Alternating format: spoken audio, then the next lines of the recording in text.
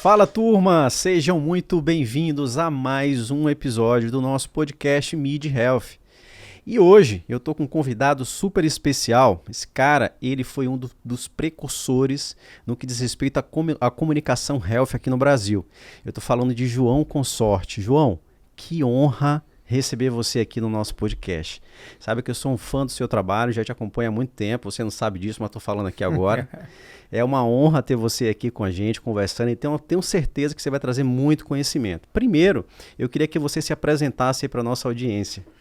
Obrigado pela honra de estar aqui também. Meu nome é João Consorte, eu trabalho nesse segmento de health há muitos anos. Já posso dizer que eu sou um senhor nessa área de health há mais de 26 anos, mas quase 30 anos no meio disso. E eu sempre digo que eu tive o privilégio de sentar do lado de cada mesa, né? O que significa isso? Eu vivi várias experiências no mundo de health dentro desse segmento que é tão amplo e tão específico ao mesmo tempo, onde eu pude participar desde movimentos que a própria indústria de health fez, desde o desenvolvimento de produtos, mudança de posicionamento, até a indústria de serviços e bens de consumo relacionados à health. Então, muito bom.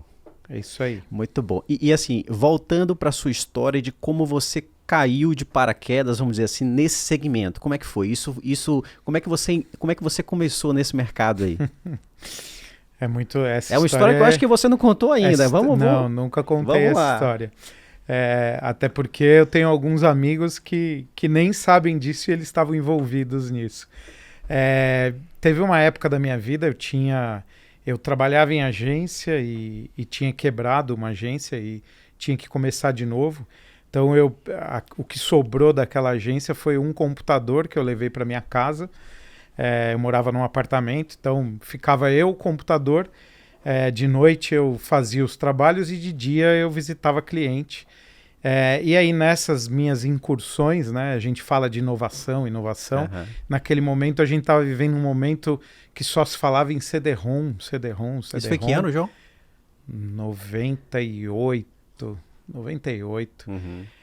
E aí eu falei, tá aí, eu tenho que aprender a desenvolver um CD-ROM e criar um CD-ROM. E no meio dessas andanças eu fiz contato, naquela época era Páginas Amarelas, com um gerente de treinamento que na época era de uma empresa que se chamava Johnson & Johnson Medical, que nem eu sabia direito o que era. E eu ofereci de eu ir mostrar para ele um CD-ROM de treinamento. Ele era o responsável por treinamento nessa divisão.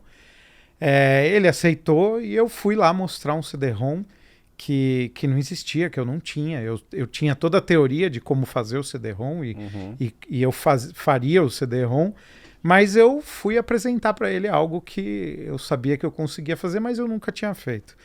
E aí, no meio da nossa conversa, eu estava com um modelinho, um boneco de um CD-ROM que eu tinha desenvolvido, idealizado. A única coisa que ele não podia botar no computador, senão ia tocar música. Mas naquela época as pessoas tinham Pentium 100, então até a música tocar ia demorar tanto que ele ia desistir. Então eu estava meio seguro. E aí, naquela ocasião, eu estava conversando com ele, a conversa foi muito boa. A gente debateu muito sobre metodologia de treinamento, como o CD-ROM poderia ser uma ferramenta para ajudar esse dia a dia dele. E apareceu uma pessoa na porta e ele tinha um desafio que era lançar a primeira sutura já com o fio que a Johnson & Johnson Medical ia lançar no Brasil.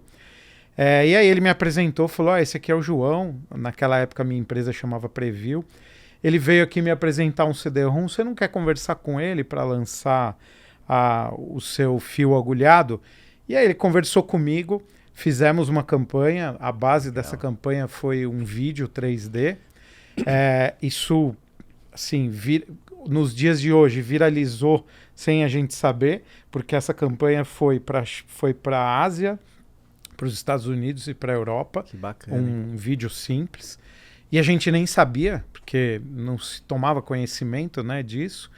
E aí aquela divisão da Johnson ganhou um prêmio que se chamava Bell Ring Awards, que é um prêmio interno como campanha mais criativa. E aí eu virei o fornecedor homologado da Johnson em healthcare. Que legal.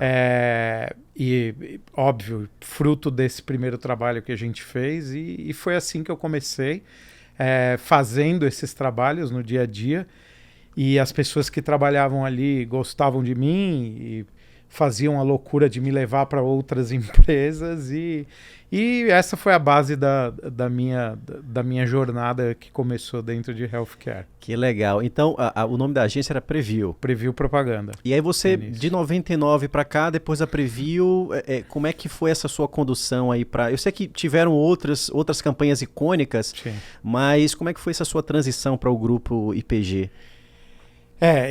Eu acreditava, né? Vamos dizer, eu sempre tive um sonho que era, mais do que um sonho, era um propósito, que trabalhar com healthcare para mim sempre foi um privilégio, porque eu acho que a gente acaba desenvolvendo um propósito que, de alguma maneira, além de você ter a oportunidade de educar as pessoas em healthcare, Verdade. e pessoas que eu digo não significa só pessoas comuns, mas profissionais de saúde, etc, etc. Então, acho que isso é um propósito e é um privilégio. Eu sabia que eu era uma empresa local, então nós éramos, naquela época eram 3 ou 4 empresas que disputavam aquele espaço, mas diante do que eu imaginava até onde eu gostaria de chegar, na minha cabeça eu tinha que me tornar uma multinacional, porque esse segmento é um segmento de grandes realizações. Verdade. E grandes empresas. Então, verdade, comecei a minha jornada por aí. Eu fiz minha primeira incursão dentro do mundo de ser uma multinacional. Apesar de eu nunca ter sido um executivo e não me considero um executivo, eu me tornei um executivo. Eu sempre fui um empreendedor, sempre fui uma pessoa que tinha, né, o famoso 13º para pagar no final do ano. E vontade de fazer acontecer, né? Muita vontade de acreditar que eu podia fazer isso. Então eu fui para minha primeira incursão em multinacional. Eu fiquei 4 anos com uma joint venture com o grupo WPP. Por lá eu passei por uma das marcas que eu comecei Health lá, que se chamava One for One Preview. E depois eu passei durante um curto período de tempo trabalhando junto de uma das marcas do WPP, que era o Give Health. Estava num momento de transição. Lá dentro da Give Health eu tive a oportunidade de trabalhar com a criação e o desenvolvimento do Outubro Rosa. Bacana, que é esse icônico, né? Iluminação de monumentos que viralizou também. Fantástico, depois disso. Fantástico. E aí não deu certo, não era lá que eu ia atingir o meu propósito maior, então saí do grupo, voltei a ter a minha Preview e continuei a minha jornada à procura de um parceiro que eu acreditasse. Foi quando eu comecei a minha conversa com... Na época ainda o Interpublic, apesar de ser a holding, a gente tem uma das maiores operações era a Macan Health. Perfeito. Então foi quando em 2015, 2016, eu vim com a missão de construir a Macan Health no Brasil. Eu brinco e falo que para mim isso não é receita de sucesso, mas comecei na Macan Health com 8 pessoas e hoje já passam de 240 pessoas que a gente tem no time. E ao longo disso, me tornei presidente do IPG Health, depois da pandemia, que foi quando o IPG entendeu que traria as marcas de health sobre uma gestão.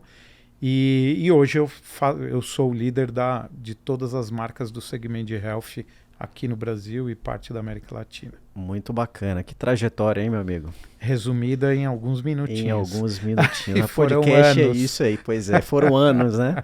Que legal. E assim, João, então eu já percebi que você tem um propósito aí em relação à saúde, educação em saúde, né? Que quando você entrou nesse segmento, a gente estava falando nos bastidores que não é um segmento fácil, é um segmento extremamente regulado, né? Aqui no Brasil. Hoje, qual é a sua ideia assim, de um panorama aqui no Brasil, né, da comunicação healthcare? Né? Como é que você enxerga assim, hoje a situação atual aqui do país? Bom, vivemos num país subdesenvolvido, né? Isso não sou eu, né? Todos nós.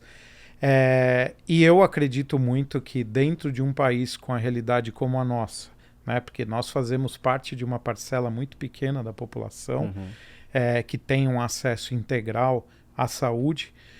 A informação em saúde ela é muito importante e muito relevante. Se você for analisar alguns dados, né?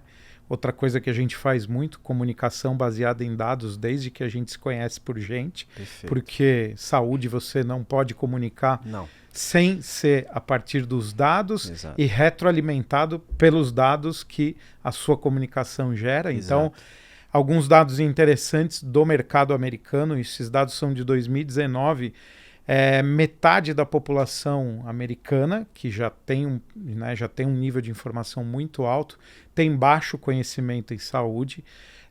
2/3 da população, 50 a mais, tem baixo conhecimento do ciclo básico de saúde, e isso custa 4 vezes mais para, né, a saúde como um todo. Então, o conhecimento sobre saúde, ele ajuda muito no entendimento, claro, conhecimento responsável, a informação crível, a informação de quem conhece, e mais do que conhece, né, porque não basta você conhecer, você tem que saber comunicar. Perfeito. Então, eu acredito muito nisso, e por conta disso, eu acho que isso pode trazer um equilíbrio maior sobre a gestão do que a gente vive hoje da nossa cadeia de saúde, né? A gente sabe que a cadeia de saúde em todos os países subdesenvolvidos ela é complexa, né? Não é uma questão de ter acesso só a novas tecnologias, a novos medicamentos, a novos tratamentos.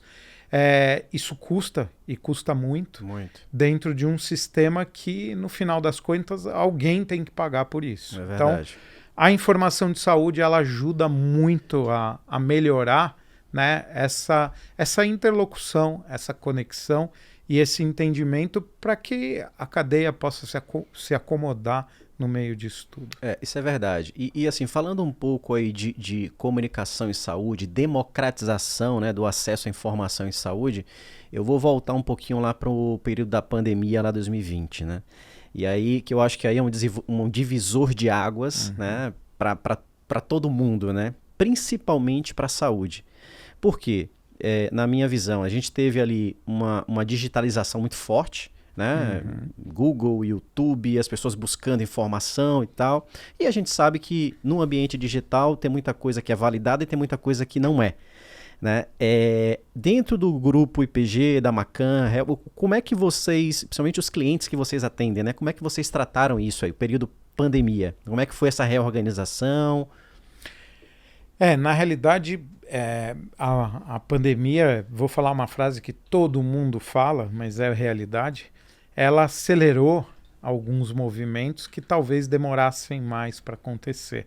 Porém, eles já eram iminentes para acontecer, né? Então, quando a gente fala de digitalização e a digitalização e um maior acesso e ferramentas para que isso seja feito com uma facilidade maior. Porque eu acho que o que todas as tecnologias trazem para a gente, na realidade, é isso.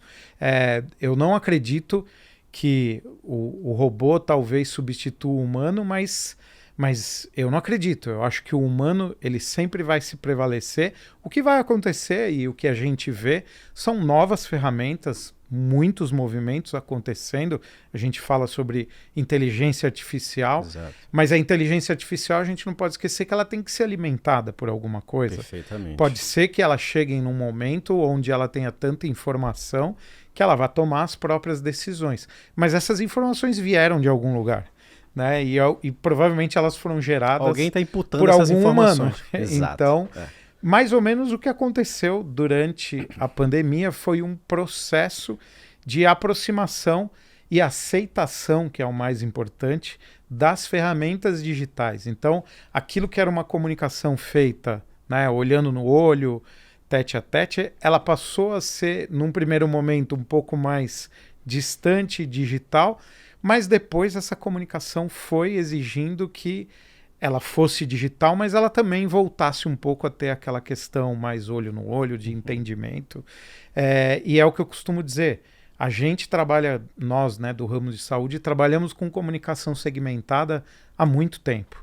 Aquilo que a gente fala para as diferentes especialidades não é igual, né? O que eu falo para um endócrino é diferente do que a gente fala para um ginecologista, é diferente do que a gente fala para um clínico geral e é diferente do que a gente fala para as pessoas de uma maneira geral.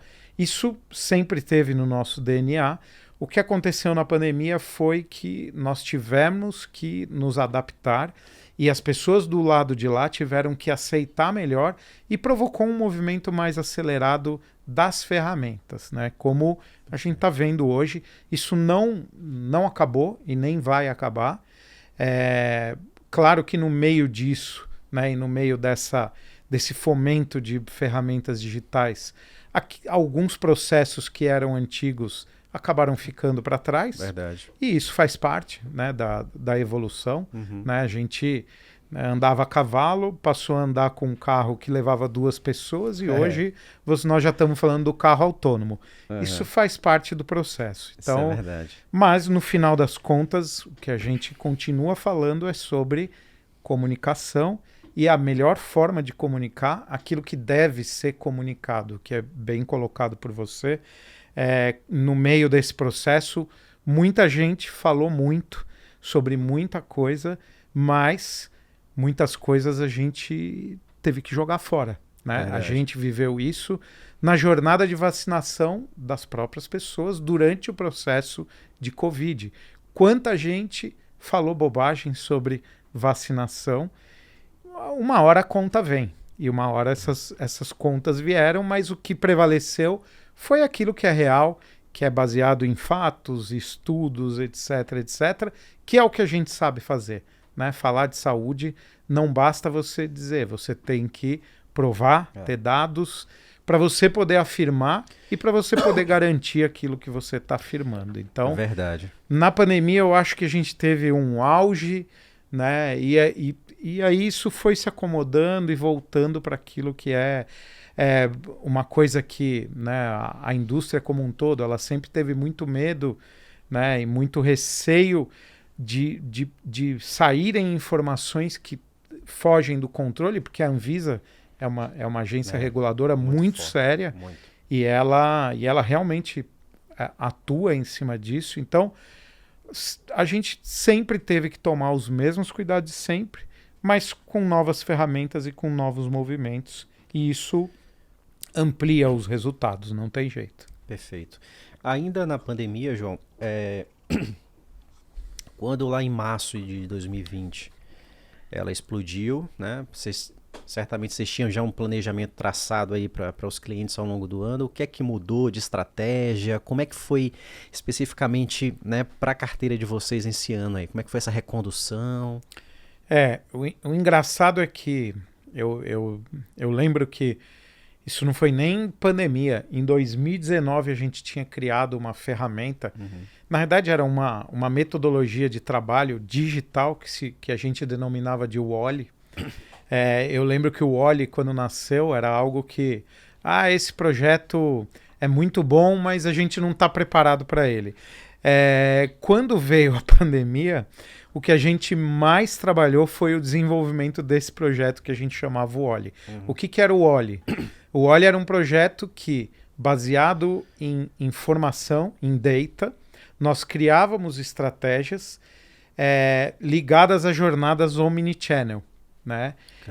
E tem uma diferença muito grande entre a jornada omnichannel do que ele tinha nascido, que eram criar pontos de contatos onde o Wally começava uma interação digital, e aí ele era uma estratégia multichannel, só multichannel, e aí ao longo da jornada do Wally, onde ele ia criando os seus clusters, ele ia afinando os seus clusters, ele passava a uma jornada omnichannel, porque ele conectava inclusive os profissionais que trabalhavam, eventos, etc, etc. Isso já era algo que a gente já vinha falando há mais de 2 anos, porque ele nasceu há 1 ano e meio antes da pandemia. A gente chegou a trabalhar com ele em 2 ou 3 projetos, mas era aquela coisa que ainda, isso é muito bom, mas vamos continuar fazendo aqui, né, o VA do jeito que está todo mundo acostumado.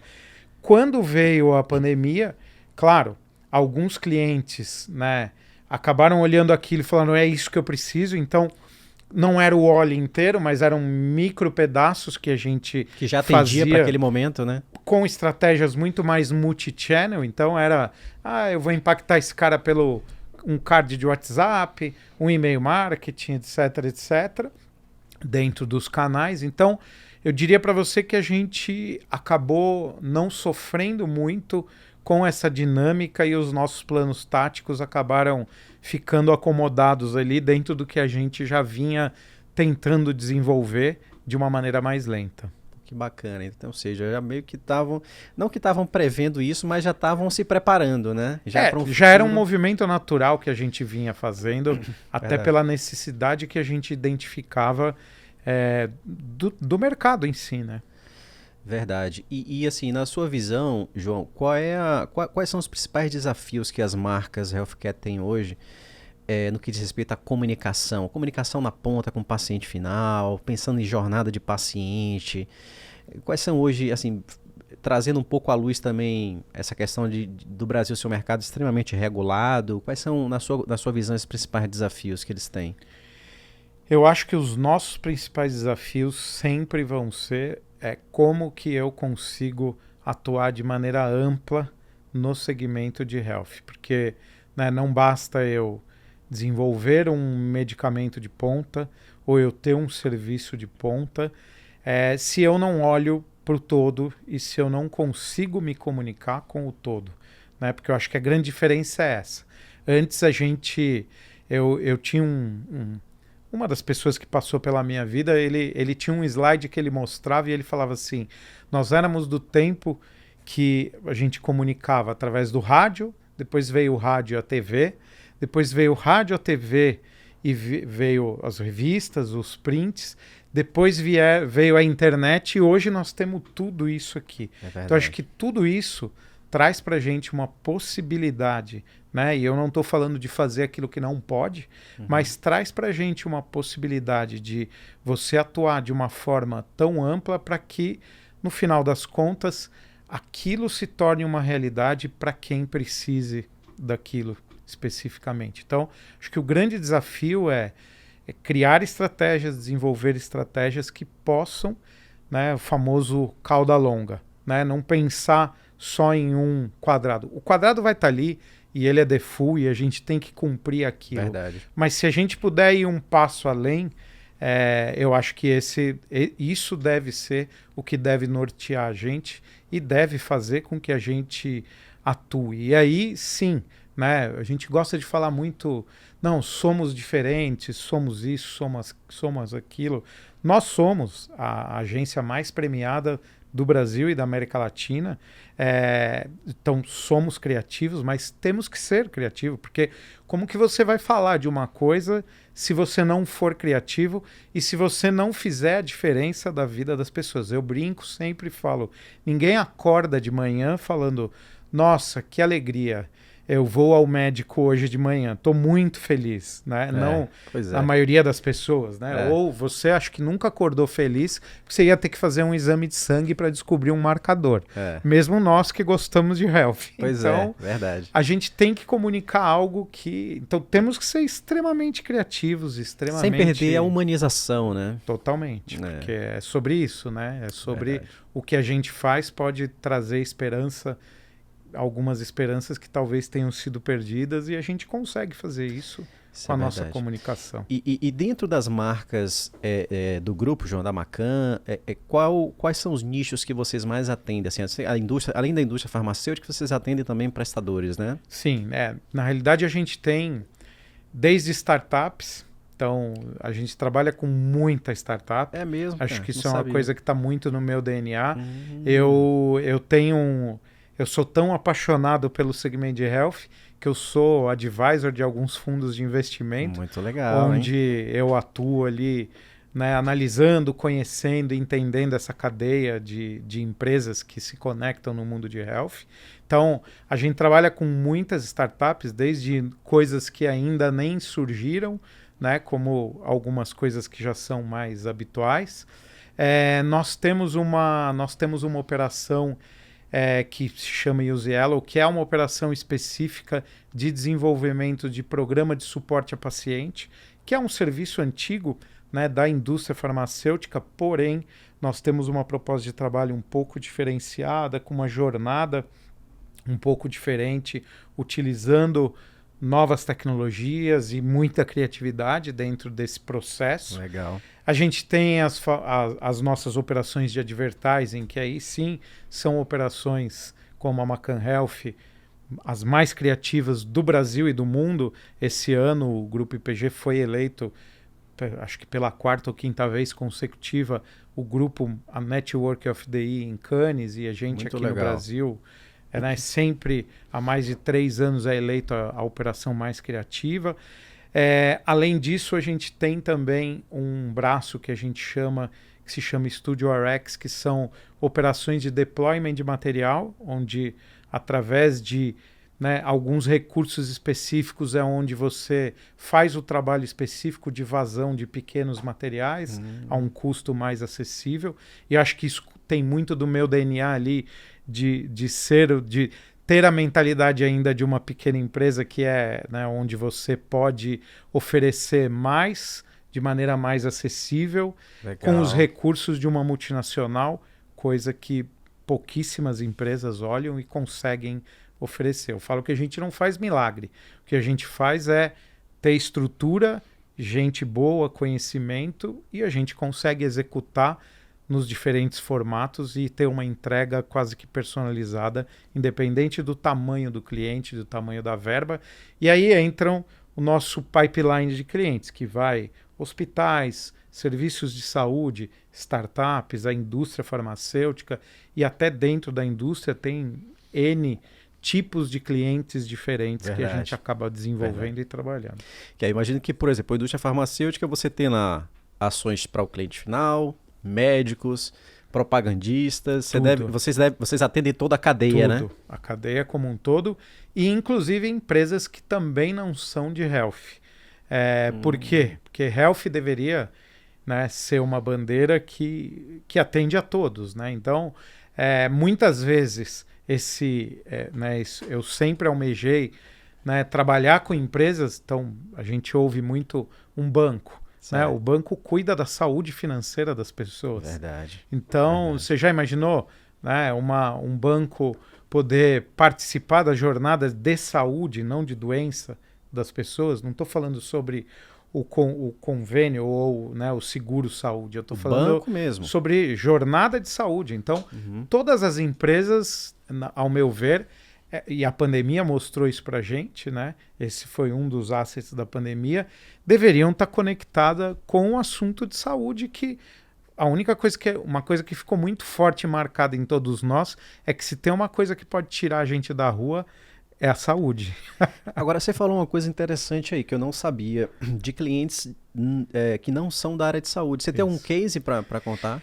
A gente tem um cliente que ele não era um cliente da área de saúde, é um banco pequeno, tá? Que trabalha com securitização de crédito, e a gente foi trazendo para ele uma proximidade com possibilidades de negócio. Ele entrou como um financiador de um projeto que a gente desenvolveu de vacinas há algum tempo atrás, e esse cliente acabou virando nosso cliente de comunicação através de alguns pilares de saúde que a gente desenvolveu para ele. Então, o que era só um financiamento, né, para uma modalidade de vacinas, acabou virando uma expertise e um trabalho de comunicação para ele se aproximar das pessoas que querem cuidar da sua saúde. Então, legal. Esse é um case que a gente desenvolveu e vem desenvolvendo ainda, e tem coisas que a gente ainda está criando para que ele esteja cada vez mais próximo através da saúde das pessoas. Ou seja, então são projetos de saúde onde eles trabalham a comunicação com os clientes. Com os clientes. Prevenção. Tudo. esse especificamente voltado para vacinas. Então, por exemplo, vou dar um exemplo um pouco mais antigo. A Fiesp. A Fiesp foi um cliente que a gente trabalhou com eles num certo período, onde a gente trouxe acesso a um grupo de vacinas e a uma grande indústria de vacinas, oferecendo aos associados, aos sindicatos associados da Fiesp. Claro, né, ele teria isso, sem dúvida, mas como você traz isso, como você educa as pessoas a se vacinarem, como que você faz isso realmente fazer relevância naquela base que não está pensando naquilo. Então esse é o trabalho que a gente acaba desenvolvendo com as outras marcas que num primeiro momento não são de saúde. Se a gente for pensar, né, o primeiro trabalho que eu fiz para um cliente que eu tinha é de vacinação contra a gripe. Nenhuma empresa vacinava contra a gripe. Esse foi um dos estalos, né, que eu percebi que nós tínhamos uma equipe que especificamente, e ainda existe isso, tá? Ela visitava empresas, ela fomentava a importância das empresas investirem, isso eu estou falando de 10 anos atrás, investirem para o colaborador tomar uma vacina de gripe. Por quê? Porque diminuía o absenteísmo, quando você atua e previne uma doença, você evita, né, prejudicar o dia a dia daquela pessoa. Então, sim, é um movimento que hoje é quase natural. Quantas empresas a gente sabe que investem e atuam no processo de vacinação dos seus colaboradores? Essa é uma campanha de comunicação em saúde que uma empresa faz para o colaborador. Então, é sobre isso. Olhando isso sobre um prisma bem maior, então eu posso ter empresas educando sobre saúde, e isso não é só para os colaboradores, é de uma maneira muito mais ampla. Na pandemia a gente viu isso acontecer com muitas empresas que se apropriaram do assunto saúde, mas tiveram ações pontuais ali relacionadas ao Covid, desde distribuição de alimentos, até acesso a serviços, até facilitando alguns serviços. Imagina a gente continuando isso dentro do segmento de saúde, de maneira responsável, crível e com qualidade, que é o que a gente sabe fazer. É verdade. E esse é um ponto super interessante. Por exemplo, na época da pandemia, nós somos veículo, a Saúde TV é um veículo de comunicação, a gente teve muitas campanhas de marca pontuais exatamente focadas em saúde. Então, por exemplo, citar aqui o Banco Itaú, né, que fez uma campanha na nossa rede parabenizando os profissionais de saúde que estavam lá na ponta, brigando e tal. Muito bacana, mas é como você falou, assim, isso não pode parar em nenhum contexto, isso pode continuar. Imagina só se a gente tá... Eu sou um pouco mais jovem do que você, eu estou nesse mercado de saúde desde 2006, né, já empreendendo aí com comunicação e com marketing, com publicidade.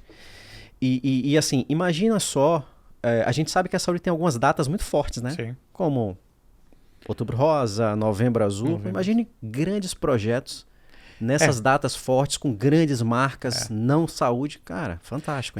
O Outubro Rosa é um grande exemplo desse movimento, porque quando nós fizemos o Outubro Rosa lá em 2008, ele tinha um destino específico, né? Foi feito junto com a FEMAMA.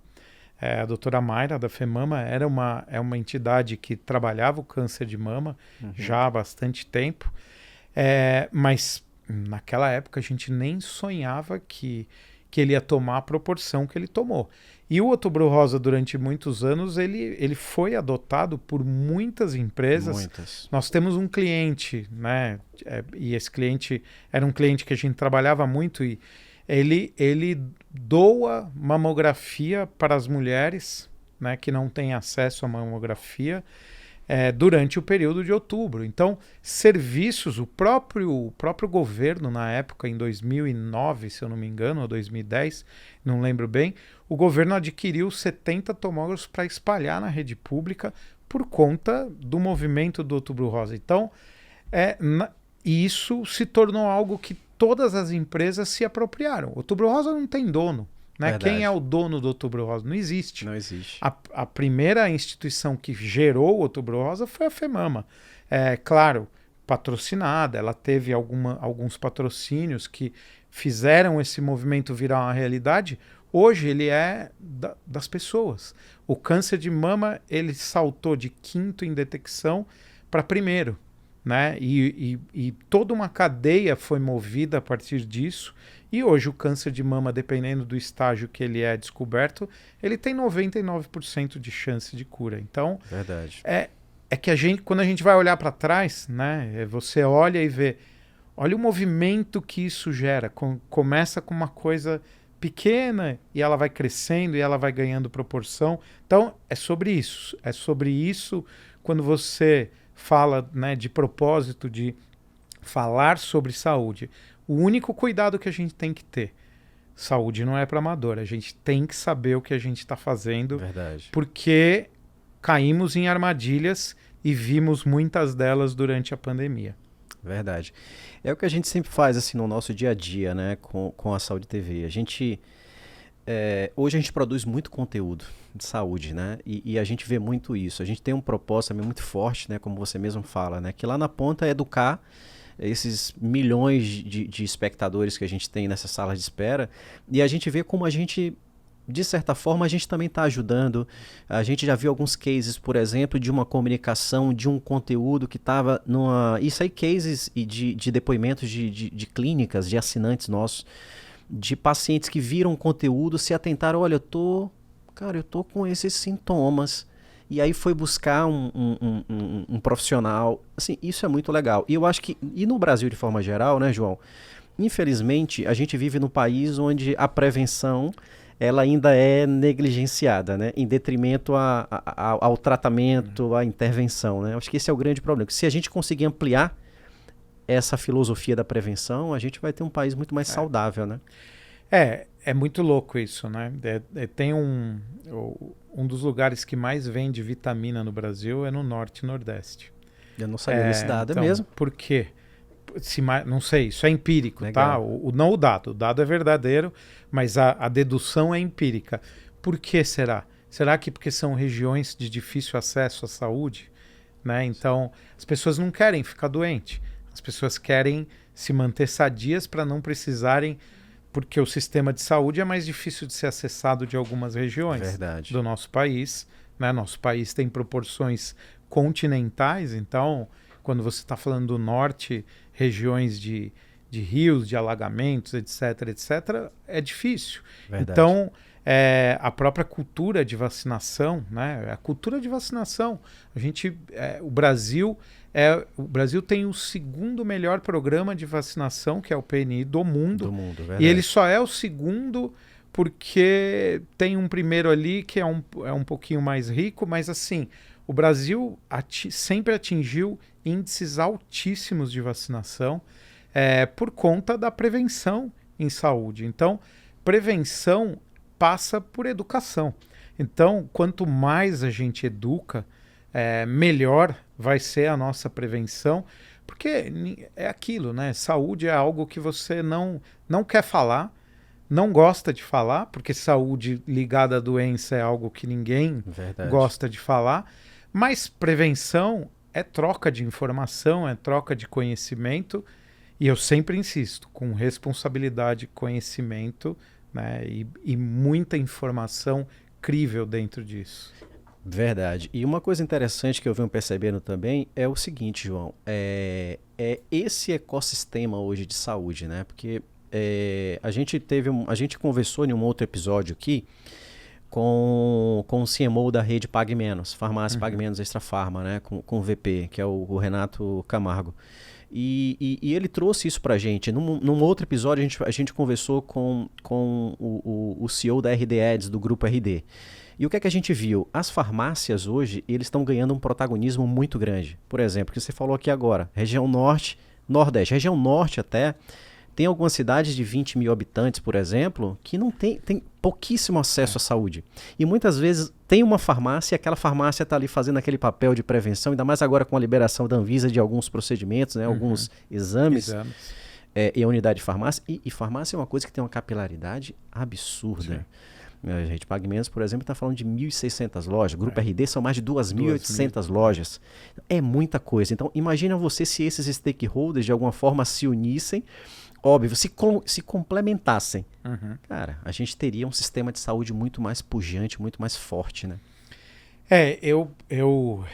Né, assim, falando um pouquinho sobre isso, eu acho que isso é um processo que ele vem se desenvolvendo com passos largos.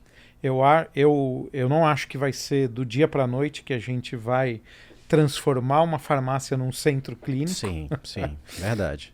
Eu acho que isso é um processo.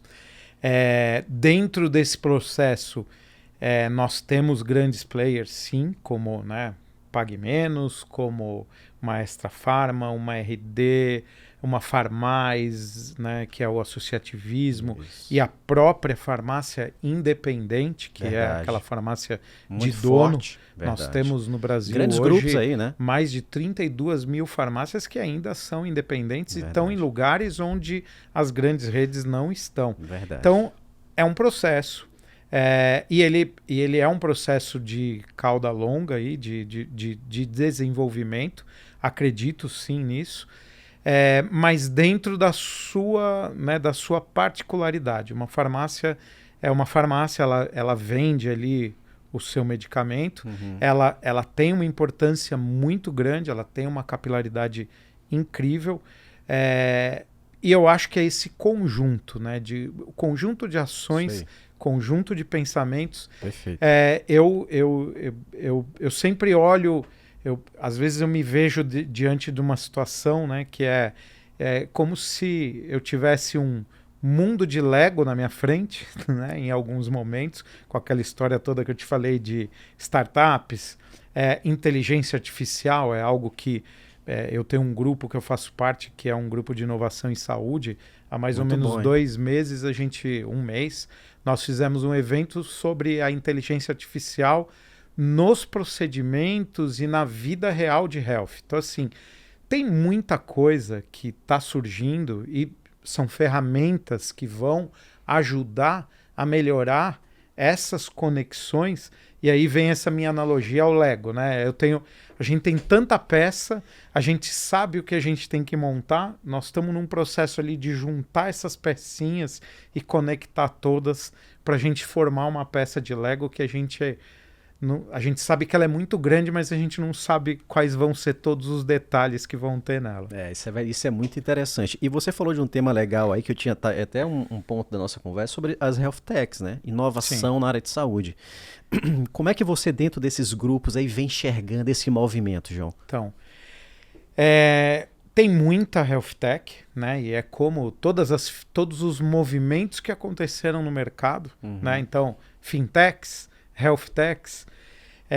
Eu não sou um urubu preto sobre as coisas, eu acredito em tudo e eu sou uma pessoa que tem uma cabeça que está olhando lá na frente. Porém, o que a gente vê muito nos mercados é resolver coisas pontuais, né? Então, eu tenho um monte de coisa que sempre elas vão estar focadas ali em alguma coisa pontual. Acho que o meu trabalho e o trabalho de quem está há mais tempo nisso é exatamente esse trabalho quase de condução, de como a gente pega tudo isso, né, e conecta isso naquilo que vai fazer a diferença. Verdade. Seja por um tipo de tratamento específico, então, sei lá, como que eu melhoro uma jornada de um paciente que tem uma enfermidade como uma alopécia, que é algo que é devastador, né, psoríase, ou um tipo de um câncer que está no meio de um tratamento oncológico, ou uma doença hematológica. Então, assim, aí sim, né, tudo isso junto, né, e compondo essa cesta, e é o famoso, as pecinhas de Lego que a gente vai unindo. A gente está vivendo, eu tenho um exemplo aí que eu uso muito não, porque ele é relativamente novo, saúde mental, né? Saúde mental agora, todo mundo fala sobre saúde mental. Mas o quanto estamos preparados para lidar com a saúde mental, o quanto as nossas instituições estão preparadas para lidar com a saúde mental. Então, um dos trabalhos que eu venho desenvolvendo é isso, é como, primeiro pelo entendimento sobre a saúde mental, depois é sobre a forma que eu consigo atuar nisso, para que eu consiga ter algo realmente que seja impactante e que mude algumas realidades que são muito complexas, principalmente saúde mental, e todas as tecnologias que se acoplam a isso. Então, aí nós estamos falando de algo que realmente vai mudar uma realidade daquilo que hoje está desenhado. Então, para mim, não dá para pensar em uma coisa específica, né? Dificilmente vai ter, eu não acredito, uma health tech sozinha que vai salvar o mundo, não. Né? Não vai. Concordo com você. E eu acho que tem um outro ponto aí também, que eu já ouvi algumas pessoas falando sobre a questão de, olha, eu acho que em algum momento vai chegar um super app de saúde, onde exatamente aconteça isso, que se juntem, que se peguem todas as soluções. Não sei se isso vai ser uma realidade, mas o que eu acompanho também no mercado de health, eu vejo muito o que você falou, e concordo. É muita solução picotada, né, e que porra, às vezes um fundo aqui comprou, outro aqui comprou, muita coisa morre, não vai adiante. E para a gente, para o consumidor final, eu acho que fica muito confuso, né? Eu acho que se tivesse, olha, eu tenho isso aqui, ó, olha todas as soluções que tem aqui dentro, pô. Fantástico. Eu acho que essa ideia de você montar os Legos é muito legal, né? E aí você tem um papel importante aí nisso, cara. Eu sou meio... super app a gente tinha, né? O super app da Magalu. Da Magalu, verdade. A gente tinha um monte de super app. Para mim não importa o meio. Importa como isso é feito e qual, né, é o propósito que tem por trás disso. Porque quando eu penso em saúde, né, eu penso na cadeia como um todo. Eu posso ter soluções específicas para um determinado nicho, mas eu tenho que pensar no todo. Né? Então, para mim, talvez que seja super app ou que seja um grande portal de saúde, para mim ele vai ser eficiente na hora que ele unir a iniciativa pública com a privada e fizerem com que isso tudo funcione, né, num organismo quase que perfeito. E eu não acho que isso é um sonho muito distante, porque eu acho que nós estamos vivendo um momento da saúde, né? Seja por novas tecnologias, seja por um novo olhar da saúde que está surgindo, mas o que eu acredito muito que o modelo que a gente tem hoje de saúde, ele vai mudar, e ele tem que mudar, porque ele não é sustentável a longo prazo. Então, assim, um castelo de areia, a gente sabe. Estamos sentados em cima de uma bolha. Exato. Daqui a pouco, talvez essa bolha possa explodir. Então, e não estou falando que vai acontecer uma explosão que vai destruir alguma coisa, não é isso. Mas que é um modelo que a gente não vai ter como escapar, nós vamos ter que olhar e vamos ter que remodelar esse modelo. Então... Eu acho que é exatamente esse o grande desafio. E o que eu enxergo e a minha leitura de mercado que eu faço é exatamente essa. Se a gente for falar, por exemplo, do mercado de saúde suplementar no Brasil, é exatamente isso. É um mercado que já vem aí há 15 anos, que não consegue crescer sua carteira, né, de beneficiário de plano de saúde, 47, 48, 50, agora a gente está em 50. E índice de sinistralidade absurdo. Ano passado foi o recorde de prejuízo, né, 11 bilhões e meio. Então, assim, uma coisa extremamente absurda, alguns planos de saúde operando, né, no negativo. E aí a gente vê algumas health techs como operadoras mais digitalizadas, a gente já contou alguns cases aqui, inclusive, mas só isso não dá, cara. Porque se você parar para ver, por exemplo, você tem mais 100 milhões de pessoas que poderiam estar inclusas nisso e não.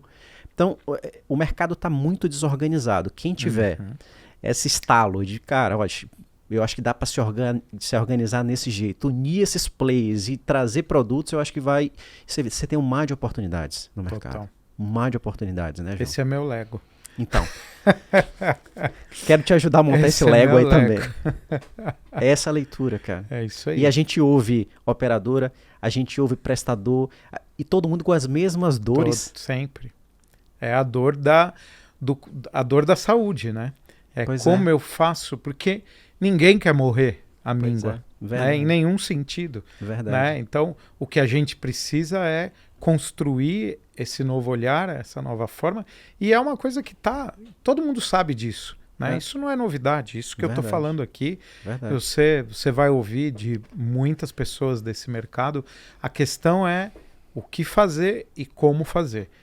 Isso faz parte do que a gente vem tentando fazer. Pois é, e assim, em relação às edtechs, às martechs também voltadas para o segmento health, qual é a sua leitura também? Você que está nesse mercado também de inovação aí. Eu acho que o caminho é o mesmo, né? É como tudo isso embasa e tudo isso ajuda em sincronia com esse movimento. Legal. Vão ter as ações que são isoladas, né? E isso faz parte.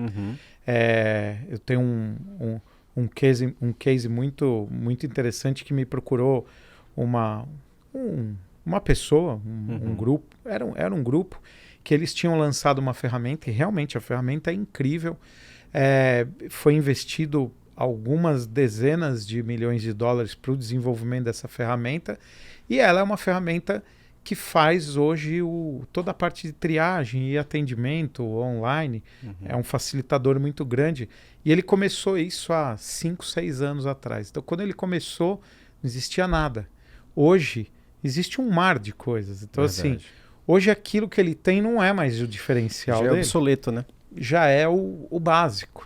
Então, assim, então é muito complexo você falar para uma pessoa que colocou algumas dezenas de milhões de que aquilo que ela fez hoje já virou uma commodity, né? Então, doloroso, hein? Então, porque é um pouco sobre isso. Se você está olhando especificamente, né, para um quadrado, de repente esse quadrado ele já mudou, ele já virou um retângulo, ele já virou um poliedro, e você ainda está olhando ele, enxergando ele como um quadrado. Então, em relação a todas as techs, eu acho que o grande desafio é esse, é como você consegue fazer parte desse ecossistema, que aí sim a sua ferramenta vai fazer a diferença e vai conseguir fazer coisas e chegar em coisas maiores, né? Verdade. Pô, João, que papo fantástico aqui, viu? A gente já está chegando e caminhando para o final da nossa conversa aqui. É um papo bem rápido aqui de 1 hora. Muita coisa que eu não sabia, conhecia, né? Porque eu pensei que, né, o grupo estava restrito mais a uma atuação específica, mas é interessante saber que vocês estão atentos aí, você principalmente aí, né, às inovações, porque a gente sabe que inovação hoje já é o presente, não é nem mais o futuro, Exatamente. Né? Já não existe, não pode ter divisor, né? Não era, eu vou ser digital. Não, não existe isso. Ninguém mais é analógico hoje em dia. Se você tiver um celular na mão, você já é digital. Exatamente, exatamente. Né? E a saúde, então, eu vejo que está caminhando a passos largos, né? No que diz respeito à inovação. Então, isso é fantástico. Muito bom, viu? Muito bom. É isso. Acho que faz parte do nosso dia a dia, como tudo, né? Então, antigamente, você tinha que ir ao laboratório para buscar o resultado de um exame. E aí você tinha que levar para o seu médico para ele te falar sobre aquele exame. Hoje você faz isso de uma maneira muito mais simples, mas ainda é um exame. Você ainda vai lá, coleta, seja na ponta do dedo ou seja naquela seringuinha que tira o seu sangue. Isso é examinado e os parâmetros ainda são determinados. Isso não vai mudar nunca, né? O que o seu sangue vai mostrar. Mas a forma que você faz isso hoje, inegavelmente, é totalmente diferente de como você fazia 20 anos atrás. É verdade. Então, são esses movimentos que a gente tem que entender, assimilar, né? E não é sobre ser inovador, sobre ser digital. É a vida, né, que a gente está inserido e o mundo que a gente está inserido e tudo que a gente tem acesso, informação, que pode ser muito bom, mas também pode ser muito danoso quando a gente fala de saúde, se a gente não tiver o cuidado e não tiver uma informação correta. Quantas pessoas você já ouviu falar que elas tiveram sérios problemas porque foram pesquisar sobre uma determinada doença e achavam que elas iam morrer em uma semana. Dr. Google, né? Então, não sou contra nada disso, mas eu sou a favor de que isso tem ali uma condução correta, né? Verdade. Por exemplo, mas já existe até algumas iniciativas, o próprio Google, por Sim. exemplo, parceria, se não me falha a memória, acho que com Einstein. Sim, o Google e o Einstein criaram uma parceria. O próprio YouTube está criando agora uma vertical, que é o YouTube Health também, que eu acho que tem muita coisa, né? Deveria ter um crivo maior dessas plataformas, né? Eu sempre faço uma analogia, por exemplo, há quantos anos existe o Discovery Home and Health? Há muitos anos. Muitos anos. E o Discovery Home and Health produz material de saúde com bastante critério, bastante embasamento. Verdade. Então é um exemplo, é uma analogia. Né? Então é a responsabilidade, né, de você não fazer por fazer porque está todo mundo fazendo. É você fazer isso de uma maneira responsável, crível, tendo o respaldo, né, realmente de pessoas que conhecem, que entendem e que estudaram. Saúde não dá para brincar. Não. Saúde tem uma cadeia muito, né, intrínseca no meio disso. Né? Lembra da polêmica que foi, sem julgamento nenhum, sobre o uso de cloroquina durante a pandemia. Verdade. Né? Teve aquele outro medicamento que ele era um medicamento que surgiu e não haviam dados científicos. O Covid acabou com a minha memória. Mas... o Anitta? Não era o Anitta. Isso foi antes de pandemia. Tinha um medicamento que foi atribuído à cura do câncer, de uma modalidade de câncer. Eu esqueci o nome desse medicamento, mas não importa. Não tinham dados científicos. Isso foi provado cientificamente de que ele não atuava na cura de nenhum câncer. E quantas pessoas tiveram uma falsa esperança de que aquilo ia resolver um problema de algo tão sério. Algumas delas podem ter abandonado os seus tratamentos. Verdade. E eu não estou falando de crença, né? Eu estou falando de propriedade, de conhecimento técnico, de provar isso cientificamente. Depois foi feito um estudo e foi provado que aquele medicamento não tinha a atuação que acreditava que ele tinha. Então, perfeito. É isso, né? É sobre isso. Perfeito, João. Como é que você enxerga o futuro da comunicação em saúde daqui a 3 anos? Ou seja, você acha que daqui a uns 3 anos esse castelo de Legos vai estar mais organizado? Qual é a sua visão?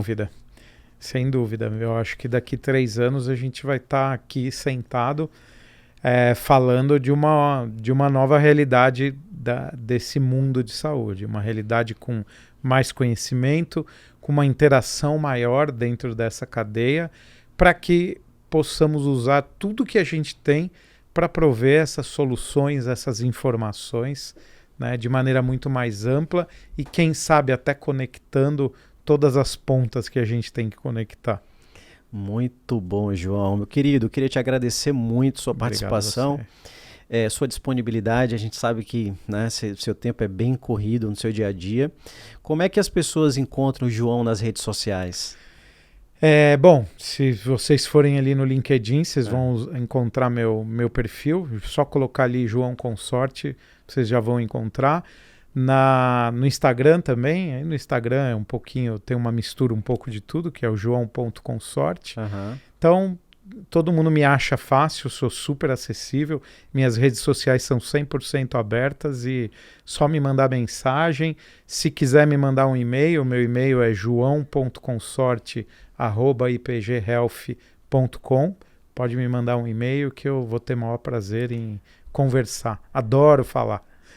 Maravilha, João. Mais uma vez, querido, parabéns aí pelo Obrigado. movimento, por toda essa expertise no segmento de saúde, há mais de 20 anos. E conte comigo para te ajudar também a organizar esse castelo de Legos aí. A gente tem o mesmo propósito, tenho certeza disso. Gente, para vocês que ficaram até aqui nesse episódio, dá uma curtida no nosso episódio. Se não se inscreveu ainda no nosso canal, se inscreve no nosso canal do YouTube. Além do YouTube, a gente está em outras plataformas de áudio também, tá? Toda segunda-feira aqui trazendo um conteúdo de valor para vocês. Espero que vocês tenham gostado desse conteúdo, né? Conteúdo fantástico aqui, né? Trazido pelo João. E a gente se encontra no próximo episódio. Um grande abraço e até lá!